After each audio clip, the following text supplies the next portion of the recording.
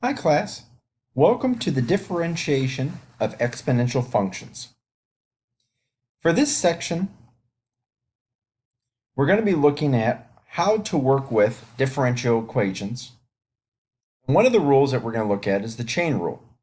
So let g of x be any differentiable function as denoted as here. Now if we write that u equals g of x, then equation 1 can be written in the form as the following. When you look at this, you'll notice there's many different sticking points that we have to look at and how we have to write this with regard to the chain rule. Let's c and x be arbitrary constants that we look at.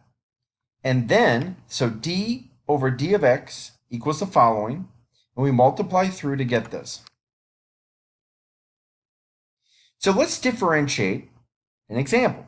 G of x equals the following. So this is the given function that we're going to focus on. We're going to use the chain rule where we multiply the 3 inside this, and we get this. Using the chain rule, we're going to remove the parentheses of this and denote it as the following. Now we're going to use the chain rule for exponents. You get the following right here with the chain rule for exponents.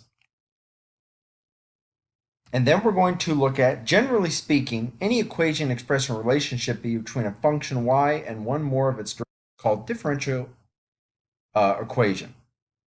So if we let any constant and let y equal this, y satisfies the equation. Suppose that y equals f of x satisfies the differential equation. Then y is an exponential function of the form, and then c is going to be the constant that we look at. So determine all the solutions of the differential equation of the following. So the solution of this equation has the following form. So we look at k will be the constant, and it'll be 1/3. This is just one of the examples of solving for a differential equation that we'll be focused on. If you have any additional questions, let me know.